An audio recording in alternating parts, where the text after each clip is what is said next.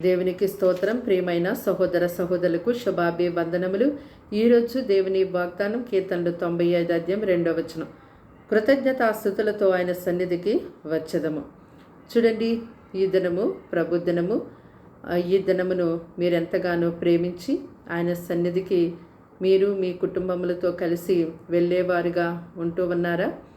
ప్రతి ఒక్కరూ ఆయన ప్రజలైనటువంటి వారందరూ మరి ఆదివారం దినాన ఆయన యొక్క సన్నిధికి తప్పనిసరిగా వెళ్ళేవారిగా ఉండాలి.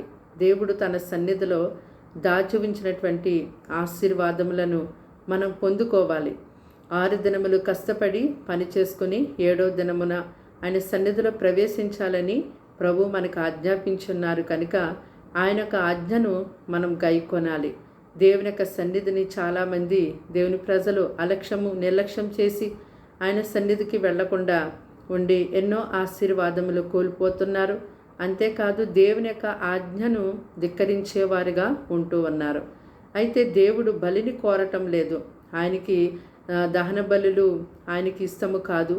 విరిగి నలిగిన మనసే ఆయనకి ఇష్టమైన బలి కనుక విరిగి నలిగిన హృదయముతో మీరు మీ యొక్క కుటుంబములతో దేవుని సన్నిధిలోనికి ప్రవేశించి దేవునికి కృతజ్ఞతాస్తుతులు, స్తోత్ర బలులు, స్తుతియాగములు మీరు అర్పించేవారిగా ఉండాలి.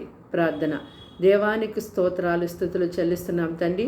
ఈ మాటలు వింటున్నాను బిడ్డల్ని మీ రక్తముతో కడిగి ముట్టి బలపరిచి స్వస్థపరచండి. మంచి ఆరోగ్యమును వారికి ఇవ్వండి. ఈ వారమంతా వారికి తోడుగా ఉండండి. నీ సన్నిధిని ప్రవేశించేవారుగా ప్రతి వారం వారి కుటుంబాలని ప్రవేశపెట్టమని అడుగుచున్నాము తండ్రి. ఇదిగో తండ్రి, అయ్యా వారు ఎటువంటి కష్టంలో, నష్టంలో, శోధనలో, బాధల్లో, సమస్యల్లో పడి ఉన్నారో యేసు నామములో విడిపించండి. నీ ప్రజలకు మీరే గొప్పగా తోడుగా ఉండి నడిపించి సహాయం చేయమని యేసు ఘనమైన పరిశుద్ధ నామములో ప్రార్థన సమర్పించి వేడుకుంటున్నాం తండ్రి. ఆమేన్.